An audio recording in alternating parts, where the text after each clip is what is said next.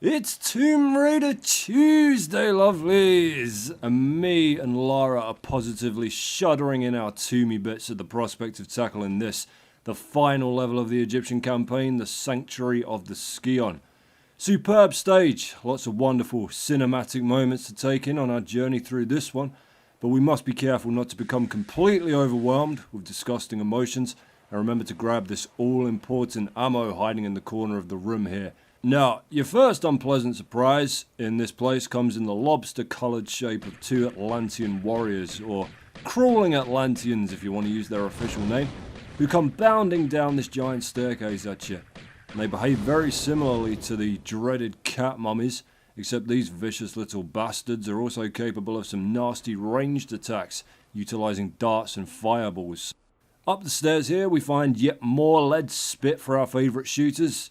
Plenty lying around now as the game seems to assume that you've been somewhat frivolous with it so far, using it to pick off rats and other insignificant Greek sewer fauna, but climbing up here will bring us out on top of this giant Sphinx.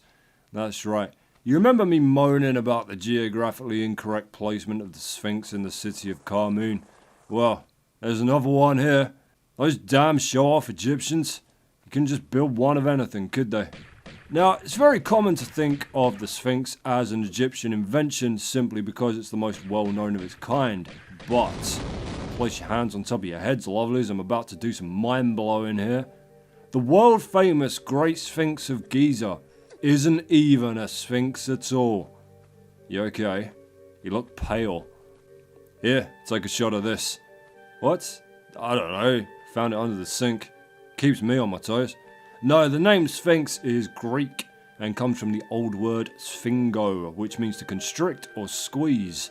Why is that? What is the relation there? Well, the Greek Sphinx was a very early mythological demon that predated the traditional pantheon of Olympus, with Zeus, Athena, Hermes and the rest of the super friends, and it appeared as something of a nightmarish mad lib of a creature with the head of a woman, a serpent for a tail, giant eagle wings, and the body of a lioness.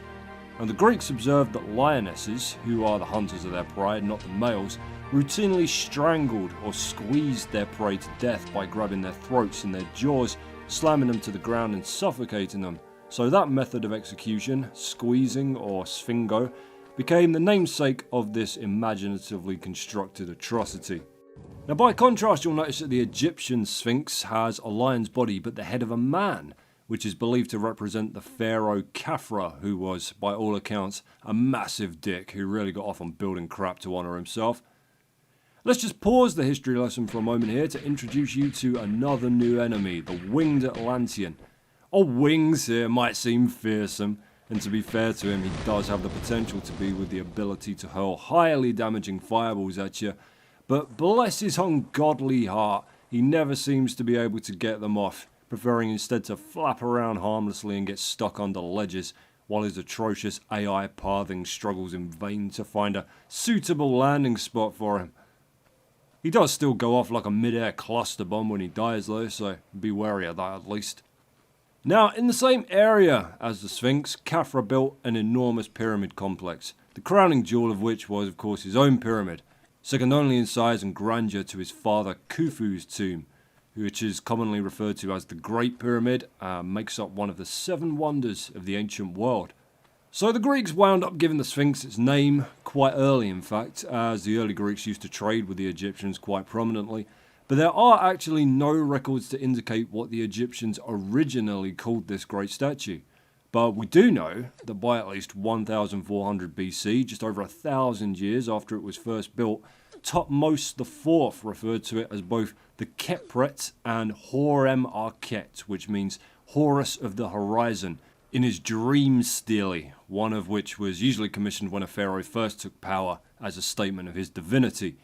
Now, in this particular stele, Thutmose IV speaks directly to the Sphinx, which shows us that by that time, the Sphinx had gone from being merely a giant masturbatory effigy of Khafra to being held with a high degree of religious reverence by the Egyptian people. Now, maybe the most famous aspect of the Sphinx is its penchant for riddles, which it would pose to wary travellers who crossed its path, devouring anybody that could not correctly answer them. But this too is of Greek origin, as the Greek Sphinx was said to guard the gate to the city of Thebes and ask those who approached it, what is the creature that walks on 4 legs in the morning, 2 legs at noon, and 3 in the evening? That one's old hat to us all now, the answer obviously being man, who begins life crawling on all 4s, progresses to 2, and then as old age kicks in, gets his 3rd leg in the form of a walking stick. But apparently back in the old days this was considered to be quite the head scratcher, as the Sphinx would feast itself stupid on scores of slow-witted pilgrims that ummed and ahed, or maybe tried to trick the Sphinx by making up their own magical creature and arguing the toss that the Sphinx just hadn't seen it yet because it hung around the gates of Thebes all damn day. Maybe it should go and check it out. Look, there it is, right over there. You better hurry. In some very old versions of the tale, if you managed to get the first riddle right, the Sphinx would ask you a second, which was, there are 2 sisters. One gives birth to the other, and she in turn gives birth to the first. What are their names? A little tougher. A little bit tougher. Sounds like a mean circus act, but the answer is day and night. The sisters aspect of which is so because the words for day and night in ancient Greek are both feminine. More on the Sphinx in just a moment, but first, take a look at this bloody nonsense. Only one secret in this level, and it's fucking invisible. Look at that. It's not like the game gives you any bloody leeway with it either. You have to jump and grab at this from a very specific point on the last ledge, or you will just plunge to your death. You get some good optical illusions out of it though. Like when I picked up the oozes right there, it looked like Lara was about 50 feet tall. But grabbing this winds up a pair of winged Atlanteans who are none too pleased that you figured out their fiendish hush-hushery. But we know how to calm them down, don't we? That's right. Same way we calm everything down. With lots and lots of bullets. Jumping back off of this still puts the shits on me.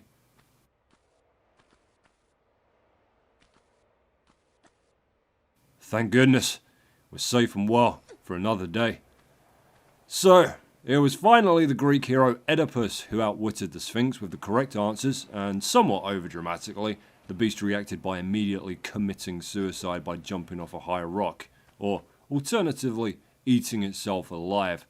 Oedipus would, of course, go on to have many great successes that included marrying his mother, who hung herself, and stabbing his own eyes out with a pair of dressing pins, but more on him another day. Now, the Sphinx in this level is still fortunately in possession of its nose, but a popular myth is that the one at Giza had his own beak blown off by the French Emperor, Italian King, and protector of the Confederation of the Rhine, Napoleon Bonaparte, during his campaign in Egypt at the dead end of the 1700s. Not that Napoleon did it personally, you understand, just that he looked at the Sphinx, decided he wasn't in the mood for riddles today, and ordered one of his artillery guards to put a cannonball between its eyes. Not a single scrap of evidence to ever support that nonsense. The Sphinx has seen thousands of years of harsh desert terrain, hundreds of wars that have surrounded and chipped away at it. But the most likely candidate for the monument's drastic rhinoplasty was a Sufi Muslim warlord who was outraged at the Egyptians making religious offerings to it in exchange for a bountiful harvest back in the 12th or 13th century. And they took a dim view of that and had him executed, but nothing to do with Napoleon, that one. Especially considering he was the one that tried to lead a scientific expedition into Egypt to study the structures at Giza and the Memphis necropolis. Most likely a smear by the Ottomans in retaliation for the carnage of his exploits in their country, because while Napoleon seemed to have a healthy respect for Egyptian history, he also did some very shitty things on his own campaigns there, including having the city of Jaffa completely sacked for 3 days with 4,500 of its inhabitants stabbed, drowned in the river, robbed and raped. Come on then, you fucker. Who's gonna give first? Not gonna be me. But there, I fear, I've been baited into a pissing contest I should not have entered, and my health has suffered for it. Oh, Atlanteans. After all this time. Always. But anyway, back to Jaffa. By that point, Napoleon's campaign was on the turn. A shitload of his men had the bubonic plague, and he was just starting to get the royal arsehole with it all. He'd get turned back from Acre shortly after, and be forced back home to France, but One of the more intriguing tales of Napoleon's militarized holiday to Egypt concerns his visit to the aforementioned Great Pyramid of Khufu. Now, legend has it that while exploring the pyramid, Napoleon came across the king's chamber, where he suddenly asked his accompanying party to leave him on his own inside. They obliged, and after spending some considerable amount of time in there by himself, Napoleon emerged white and visibly shaken. When he was asked what he'd seen in there, he refused to comment and stated quite abruptly that he never wanted the incident mentioned again. Spooky.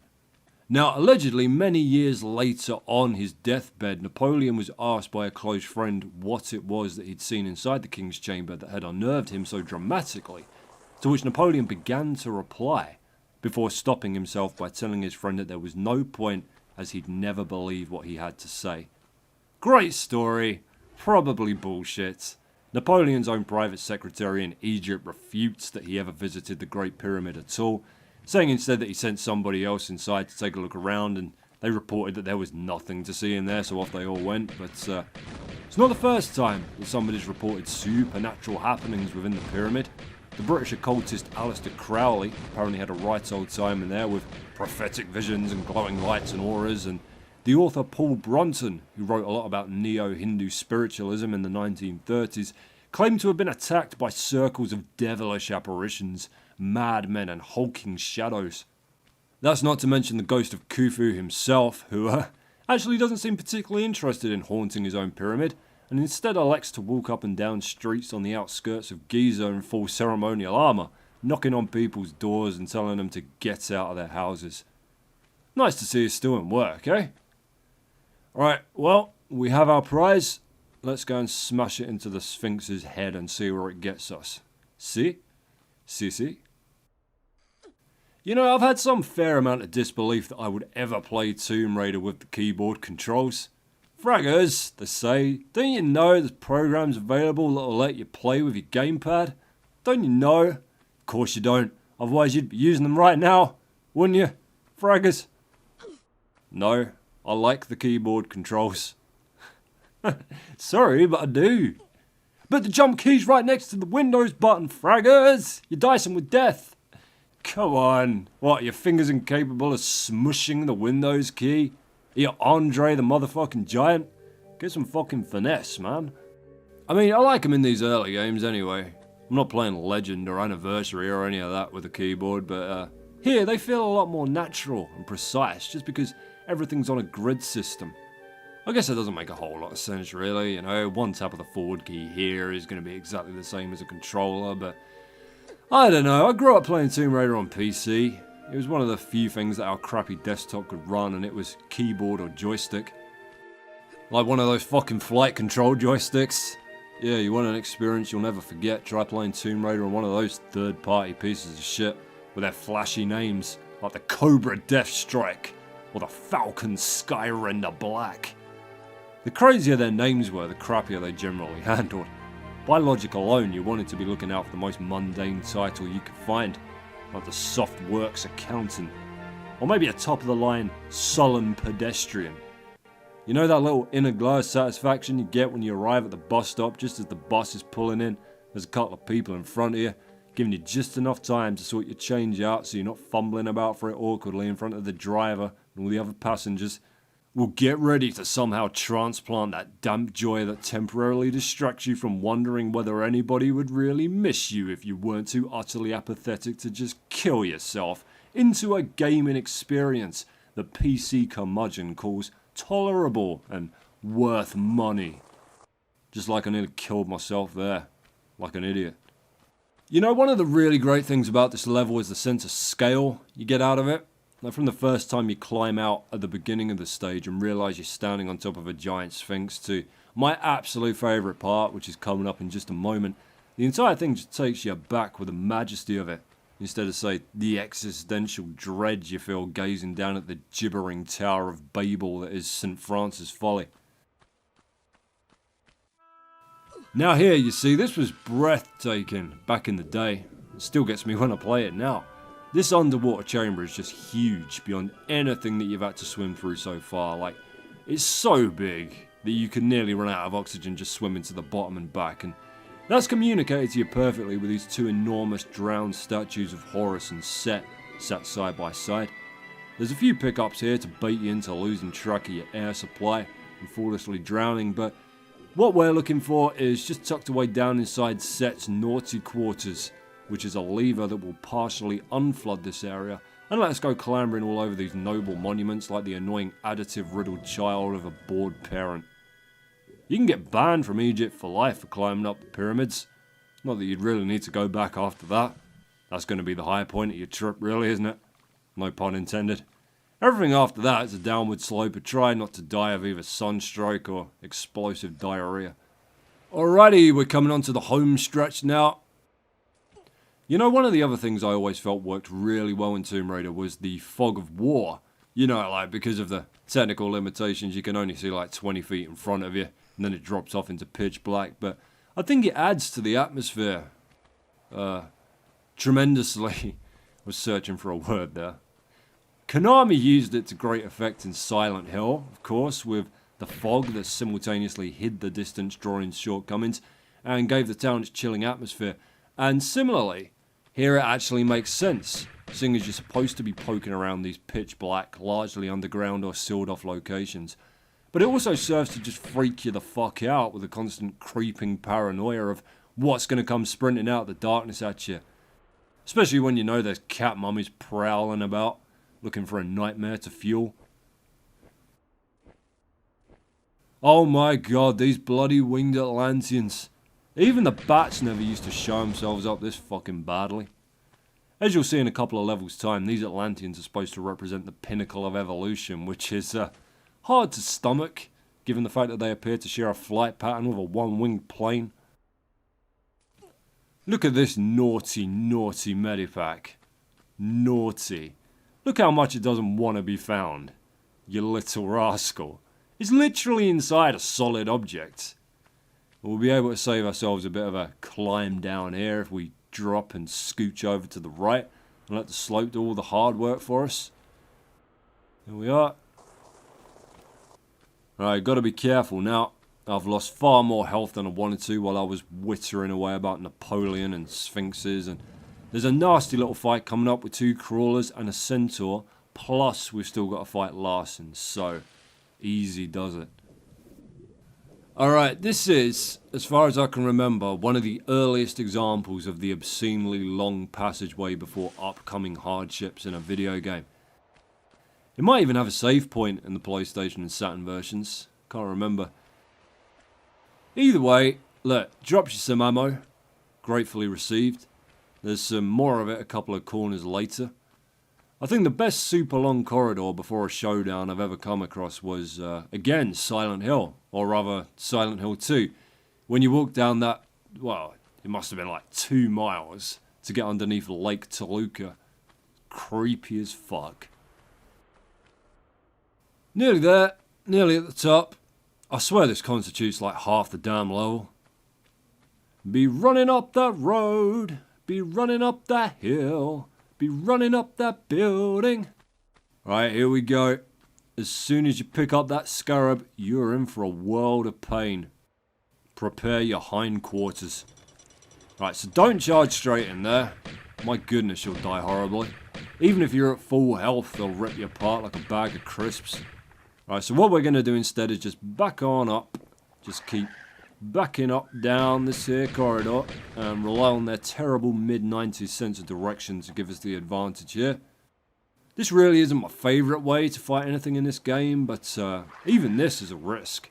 Sometimes the centaur likes to park his fat ass in front of the opening there and just pelt fireballs down the passageway at you. And if one of the crawlers manages to get in here at full health, good luck killing it before it gets hold of you and explodes in your damn face. Shits.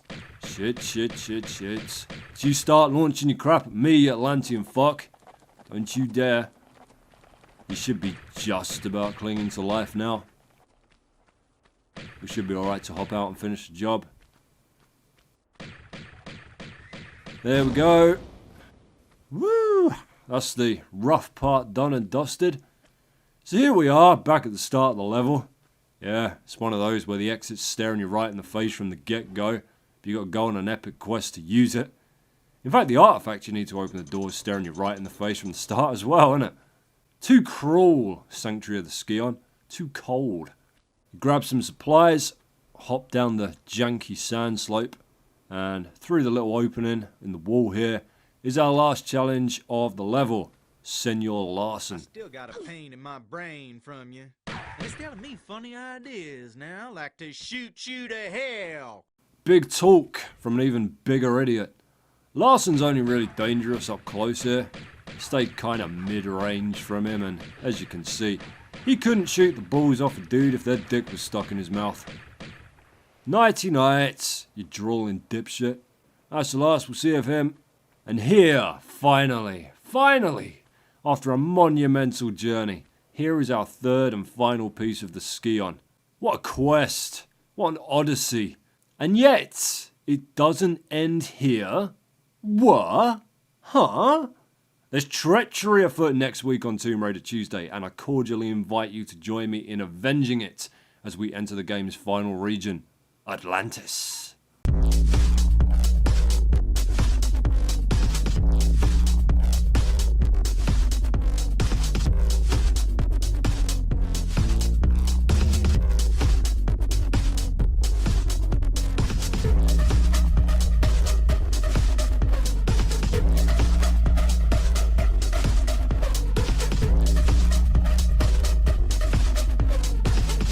Prehistoric bitch, how we do things downtown. Ready.